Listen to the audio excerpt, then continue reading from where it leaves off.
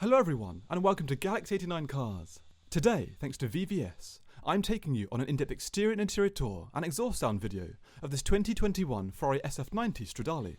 At the time of publishing, VVS have this, in addition to many other high specification cars for sale, and all of their contact details can be found in the description of the video.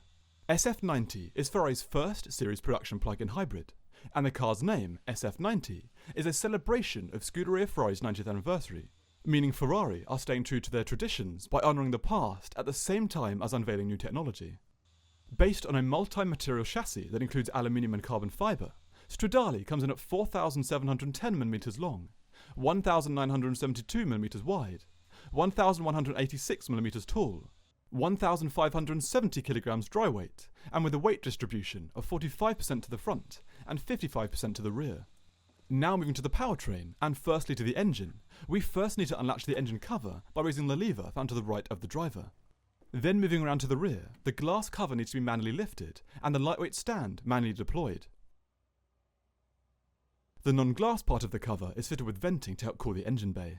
SF90 is a plug-in hybrid, but most of its power comes from its mid-rear mounted 4-litre twin-turbo V8 that produces 769 brake horsepower and 800 Nm of torque.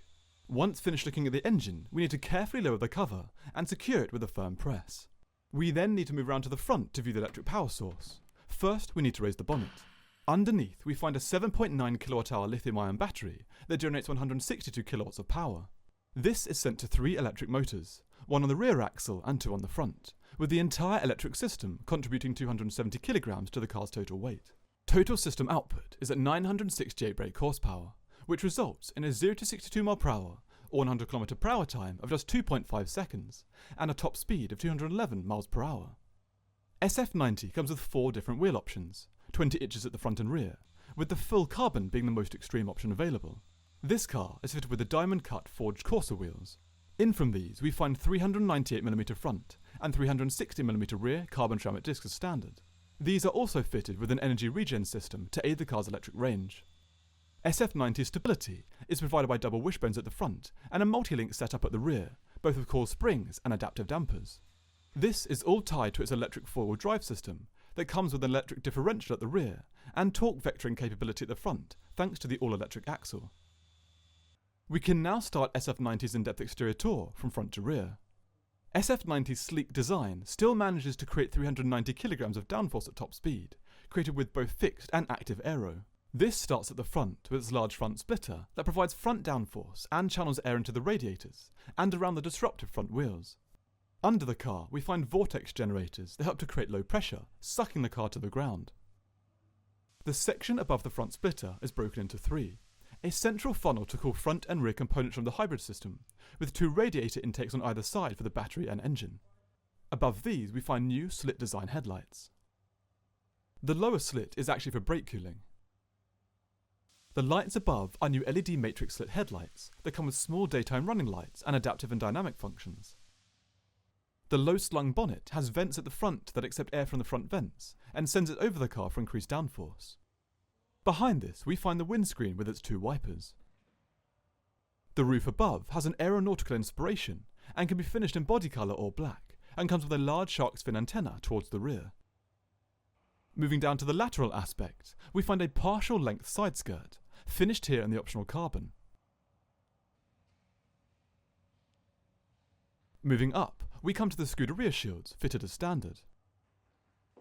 Up and back from these are the electrically adjustable angular wing mirrors that are similar to those found in another Italian marque. As we continue back, we come to the integrated door handles, that we will explore later in the video. Behind these, we find large intakes that have a central carbon divider. This is just a styling function, as all air taken in here goes towards engine cooling. The rear brakes are cooled with air flowing from under the car. Moving up, the first feature we come to is the small rear port window that is bordered on its side by the air vents we saw earlier. Moving back, we come to 2 circular covers. Using the buttons found on the driver's door, the cover to the left is for the car's fuel tank. The cover to the right is for the car's electric ports, with the car returning a real-world hybrid MPG of 24. SF90 can be driven in all-electric mode for 15 miles or 25 kilometers. Looking back over the rear, we can see the gap between the integrated wing and the rear of the engine bay. The area to the front of the wing closes at high speed to regulate drag and downforce. Below, we find a partially floating Ferrari logo. On either side, there are newly designed angular LED brake lights, departing from Ferrari's long tradition with circular lights. Moving down and laterally, there are various grilled areas that help to release air from the rear wheels to improve stability. Centrally, 2 exhaust pipes project out. Titanium and black ceramic options can be spec'd, in addition to the standard system. We will hear the car later in the video. Moving in, we come to the large diffuser that controls airflow coming from under the car. Here it is split in the middle into 2 sections, each with 4 fins. The central area comes with a reversing camera from the park assist system. Now we've finished the exterior tour, we can move inside. SF90 comes with Ferrari's new angular and weighty key design that comes with buttons to lock and unlock. To move inside, we need to press the door release down and then pull the door out. As we look inside SF90, we see one of the most futuristic Ferrari cabins to date. The optional carbon from the exterior has found its way inside, and there are many other optional features that we'll focus on in detail as we progress.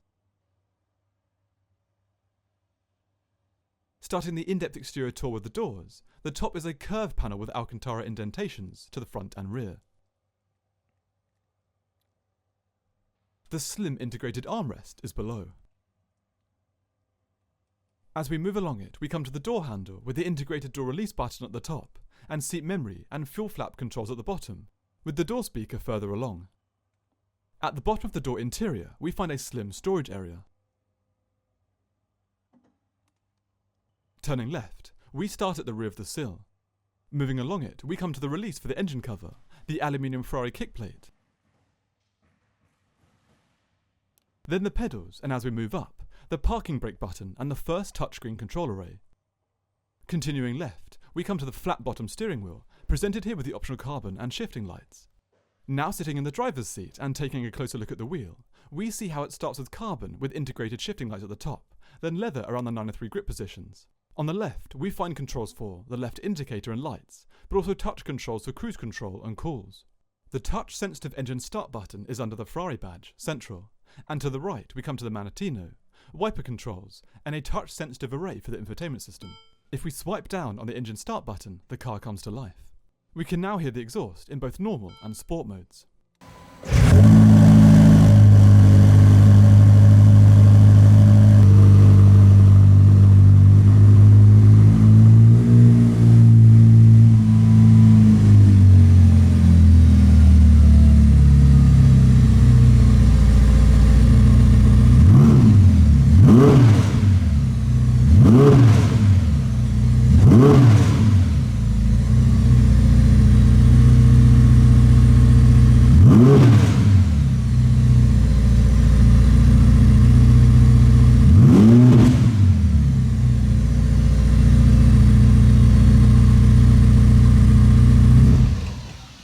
Moving back inside, we continue the interior tour with the 16-inch fully digital instrument cluster, the biggest in the car industry, that features a nav and info screen to the left, tack and speed and gear selected central, and the infotainment system to the right.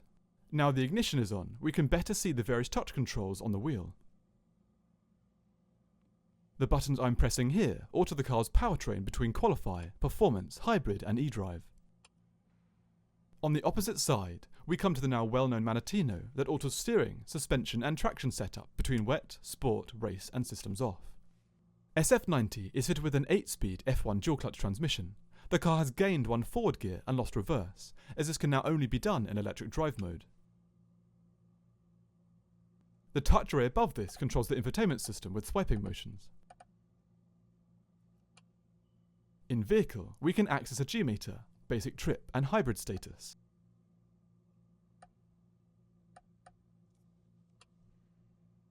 In audio, we find all the usual DAB digital radio and external connection information.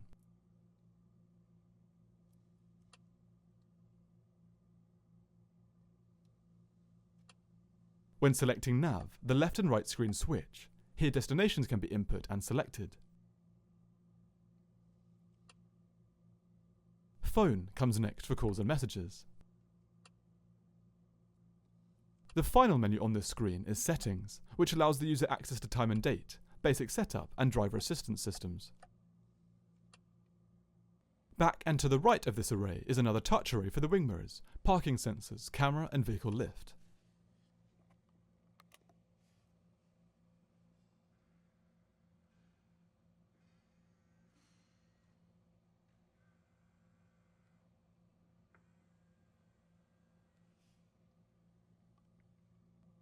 Moving back, we see SF90 has a very angular dash with the HUD projected between two leather upholstered panels.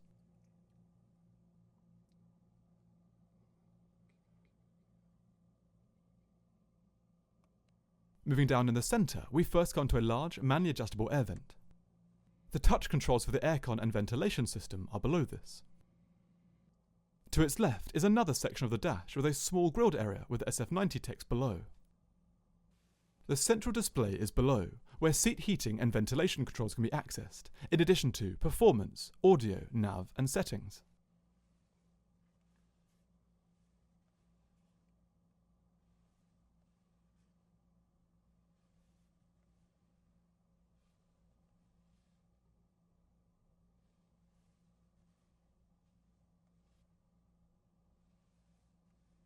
Underneath this screen is another slim air vent. Continuing down, we come to the long, slim central column that starts with a USB input with a small open storage area for the key and a cup holder behind. Continuing back, we start with an SOS touch control and hazard light button, then the main drive mode selectors for, from left to right, drive and reverse, auto and manual, and launch control. The electric window controls are behind these with another small open storage area. The top of the leather upholstered armrest between the occupants can be unlatched and lifted up to reveal a usable storage area with a USB and 12-volt input. As we move up in the area behind this, we find it's generally featureless until we reach the rear port window. Either side of the central column, we find the optional style seats here, one of 4 options with the optional Giallo headrest emblem and stripe running down their centres. These are electrically adjustable, where the controls can be found to the outside edge. If we move the seats forward, we can access a well-defined shelf that can help to supplement the main storage area at the front by about 20 litres. The final storage area in the front is the lockable and illuminated passenger side glove compartment.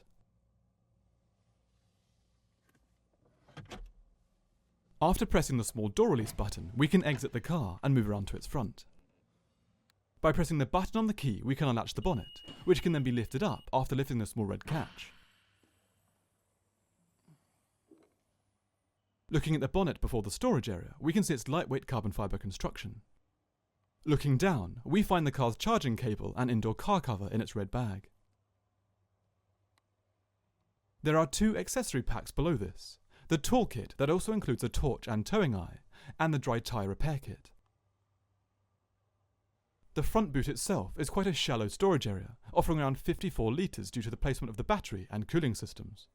Once closed, we can move back inside to focus on the final features, starting with the sun visors.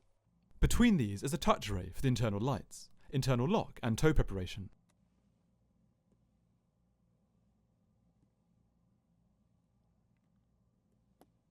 Finally, we come to the auto-dimming rearview mirror. So that concludes my in-depth exterior and interior tour of this 2021 Ferrari SF90 Stradale, for sale with VVS at the time of publishing. You can find all of their contact details in the description of the video. Please subscribe for the latest content, and until next time, thanks for watching.